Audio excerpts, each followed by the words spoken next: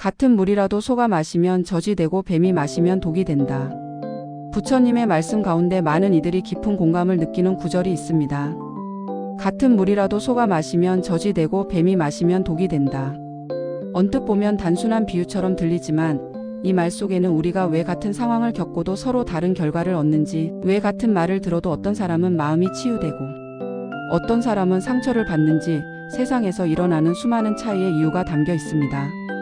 사람들은 종종 똑같은 조건을 두고도 정반대의 해석을 내려 고통을 만들거나 반대로 지혜를 얻기도 합니다. 불교에서는 바로 이 차이를 마음의 쓰임이라고 설명합니다.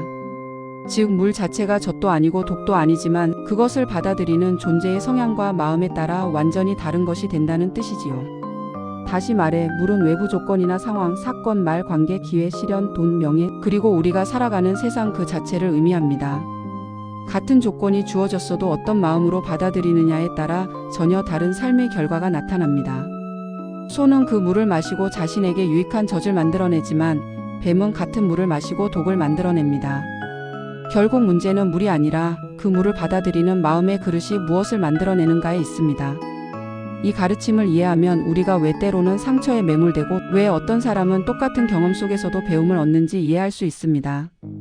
예를 들어 직장 상사가 부하 직원에게 이번 보고서는 조금 더 다듬으면 좋겠다고 말했을 때 어떤 사람은 부족함을 인정하고 더 나아지기 위한 배움의 기회로 받아들입니다. 이 말은 그에게 젖이 되어 성장의 밑거름이 됩니다. 그러나 또 다른 사람은 같은 말을 듣고 왜 나만 지적하는 거야? 나를 무시해서 하는 말이겠지라고 받아들이며 마음속에 분노와 상처를 남깁니다. 똑같은 물인데도 한쪽은 젖을 만들고 다른 쪽은 독을 만드는 것입니다. SNS에서도 비슷한 현상을 쉽게 볼 수 있습니다.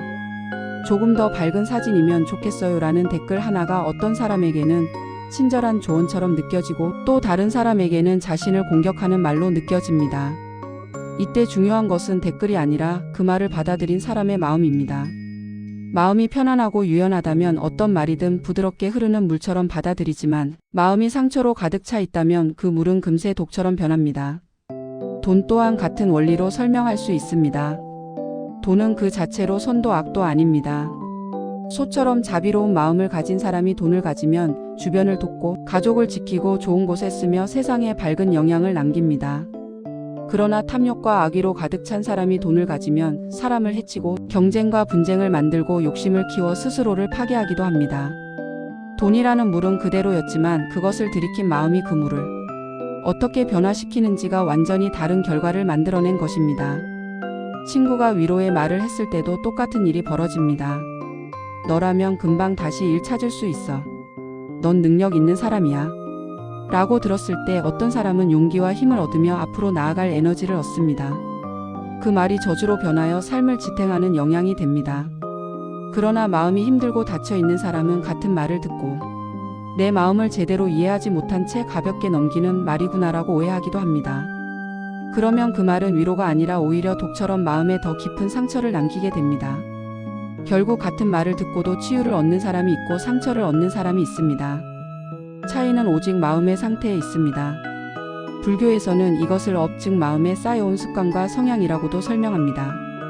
지금의 감정과 반응은 전혀 이유 없이 만들어지는 것이 아니라 그동안 우리가 세상을 바라보고 반응해온 방식의 결과입니다. 밖에서 벌어지는 일이 우리를 괴롭게 하는 것이 아니라 그 일을 바라보는 나의 마음이 괴로움을 만들어냅니다. 그래서 부처님께서는 늘 문제는 바깥이 아니라 그 바깥을 바라보는 마음이다라고 말씀하셨습니다. 세상이 나를 괴롭히는 것이 아니라 나의 업과 마음이 그 상황을 괴롭게 해석하는 것입니다. 그렇다면 어떻게 해야 소처럼 젖을 만드는 마음으로 살 수 있을까요? 먼저 필요한 것은 멈춤입니다. 어떤 말을 듣거나 상황이 닥쳤을 때 바로 반응하기보다 잠시 멈춰서 지금 내 마음 안에서 무엇이 일어나는지 바라보는 것입니다. 이것이 불교에서 말하는 알아차림, 즉 마음챙김입니다. 지금 일어난 상황을 단순히 일어난 사실로 바라볼 수 있다면 그 위에 불필요한 상상과 해석이 붙을 틈이 사라집니다. 저 사람이 나를 무시했을 것이다. 내가 싫어서 저런 말을 했겠지와 같은 억측 대신 그냥 그 말이 있었다는 사실만 남습니다. 그 순간 마음은 가벼워지고 분노가 생길 여지가 사라집니다. 그리고 스스로에게 이렇게 물어야 합니다. 나는 지금 젖을 만들고 있는가? 아니면 독을 만들고 있는가? 이 단순한 질문 하나만으로도 마음의 방향성이 크게 바뀝니다. 어떤 말을 들었을 때 찌릿한 감정이 올라오면 그 감정이 과연 내가 원하는 결말을 만드는 방향인지 스스로 돌아보게 됩니다. 또 자비심을 키우는 것도 중요합니다. 자비는 단지 남을 불쌍히 여기는 마음이 아니라 어떤 상황에서도 남을 해치지 않고 부드럽고 이해하는 태도로 대응하는 지혜의 행동력입니다. 자비를 가진 사람은 같은 상황에서도 절대 독을 만들지 않습니다. 남에게 화를 내거나 말로 상처를 주기보다 갈등을 줄이고 마음을 편안하게 하는 방향을 선택합니다. 평소에 세상은 내 마음의 거울이라는 사실을 기억하는 것도 도움이 됩니다. 누군가를 미워하는 마음이 생기면 그 감정은 결국 나를 찌르는 칼이 됩니다. 반대로 누군가를 이해하고 받아들이려는 마음이 생기면 그 역시 나를 자유롭게 합니다. 바깥에서 일어나는 일은 항상 나의 내면을 비추는 거울 역할을 하기에 우리는 외부를 바꾸려고 하기보다 내 마음을 가다듬는 연습을 해야 합니다. 이 가르침을 생활 깊숙이 적용하면 삶이 훨씬 가벼워지고 여유로워집니다. 직장에서 누군가의 말 때문에 하루 종일 기분이 나쁠 필요가 없고 가족이나 연인과의 작은 오해에 하루를 망칠 이유도 없습니다. 모든 상황이 내 마음을 흔들 수 있는 것이 아니라 내 마음이 흔들릴 준비가 되어 있었기 때문에 흔들린 것임을 알게 되면 우리는 상황이나 사람에게 흔들리지 않는 중심을 가지게 됩니다. 결국 우리는 매 순간 선택할 수 있습니다. 같은 물을 저주로 만들 것인가 독으로 만들 것인가. 이 선택은 우리가 가진 능력 중 가장 강력한 능력입니다. 결국 불교의 이 말씀은 이렇게 속삭입니다. 세상의 모든 일은 그대로 두면 그냥 물이다. 그것을 저주로 만들 것인지 독으로 만들 것인지는 오직 너의 마음에 달려있다. 세상에서 일어나는 일을 우리가 선택할 수 없을 때도 있습니다. 하지만 그것을 어떻게 해석하고 어떤 결과로 바꿀지는 온전히 나의 몫입니다. 소처럼 받아들이면 삶은 부드럽고 따뜻해집니다. 뱀처럼 받아들이면 삶은 독이 되어 나를 괴롭힙니다. 우리는 더 이상 독을 만들며 살 필요가 없습니다. 누구나 마음을 돌려 젖을 만들 수 있습니다. 이 순간부터라도 당신의 마음이 더 부드럽고 평화로운 방향으로 물을 바꾸기를 바랍니다. 그 선택이 당신의 삶을 훨씬 평온하고 행복하게 만들어줄 것입니다.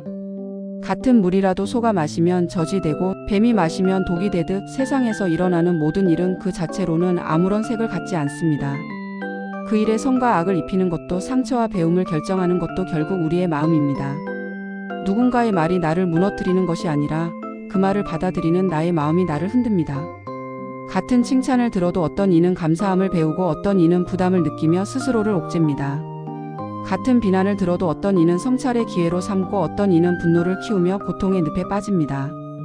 결국 세상은 언제나 그대로이지만 그 세상을 어떻게 해석하느냐에 따라 나의 인생 방향은 완전히 달라집니다. 그래서 부처님은 외부 조건을 바꾸려 애쓰기보다 먼저 내 마음의 작용을 살피라고 하셨습니다. 마음이 상처로 가득하면 모든 것이 독처럼 느껴지고 마음이 부드러우면 같은 말도 저처럼 영향이 됩니다. 우리가 진짜로 돌아봐야 할 것은 사건이 아니라 그 사건 앞에서의 내 반응입니다. 지금 내 마음은 어떤 해석을 만들고 있는가?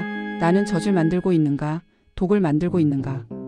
이 질문을 스스로에게 던지는 순간 감정의 소용돌이에서 한 걸음 벗어나 평온을 선택할 수 있습니다. 삶은 끊임없이 물을 건네지만 그 물을 무엇으로 바꾸는지는 온전히 우리의 몫입니다. 마음을 살피면 괴로움은 줄어들고 감사는 깊어지며 일상은 훨씬 더 고요해집니다. 결국 행복도 불행도 내 마음에서 비롯됩니다. 오늘도 마음의 방향을 밝은 쪽으로 돌려보세요.